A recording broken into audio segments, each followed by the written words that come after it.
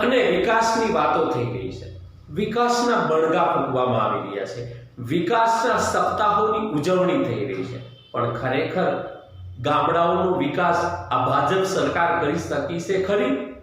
વિકાસ થયો તો કોનો થયો છે? ગામડાની સ્થિતિ પરિસ્થિતિ હતી તેની તે જ છે। જુઓ આ જૂના વાઘડિયા ગામની પરિસ્થિતિ, એ આંગણવાડીની સ્થિતિ જુઓ, જ્યાં નાના નાના ભૂલકાઓ પોતાનો હજી શિક્ષણની શરૂઆત કરવાની પ્રારંભ કરવાની તૈયારીઓ કરતા હોય છે, એની દશા કેવી છે? જો સામે મિત્રો જોઈ રહ્યા છો એ આંગણવાડી છે, પણ તમે પેલા જોવો આ આંગણવાડીમાં બાળકોને જવું હોય તો આ શું સ્થિતિ છે। ભાજપને માત્ર તાઇફાઓ કરવામાં જ રસ છે અને ક્યાંક પ્રોગ્રામ હોય તો ફોટા પડાવવામાં। જોઈ લો આંગણવાડીનો, તમે જોઈ લો આ હાલત છે।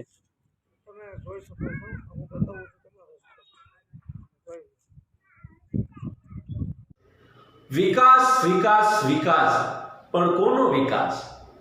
લાગતા વળગતા મળતિયા અને નેતાઓનો વિકાસ।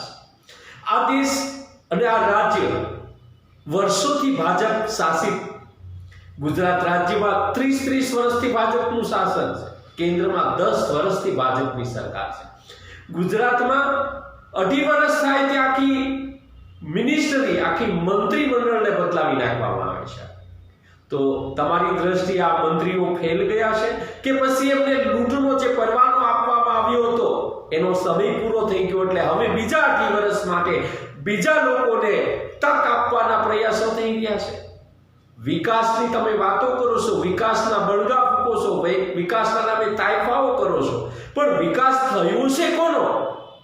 ગામડા એની એ પરિસ્થિતિમાં જીવે છે અને તમે વિકાસ કરવાની વાતો કરી રહ્યા છો।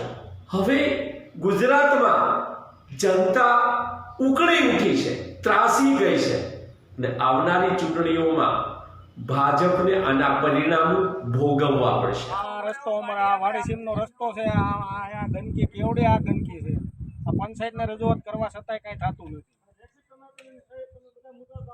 મંત્રીને રજૂઆત કરી, સરપંચને કરી, ઉપસરપંચને કરી, સભ્યને કરીએ છીએ।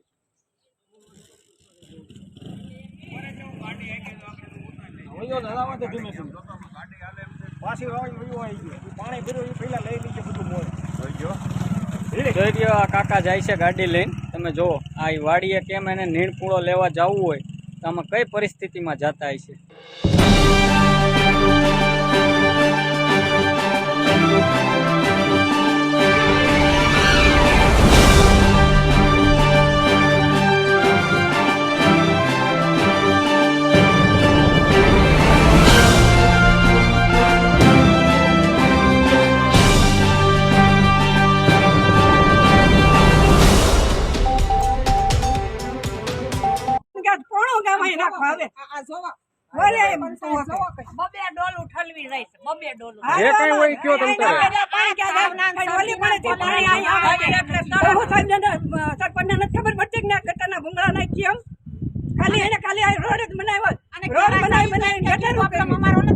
તમારે સોલ્વ કરવાનો છે, તમારે બેયનું સમજવું છે, બેયનું હારે કોઈ અમને બેનું તો અમને ગાળું દે થામ્યો આ તમારું છે એમ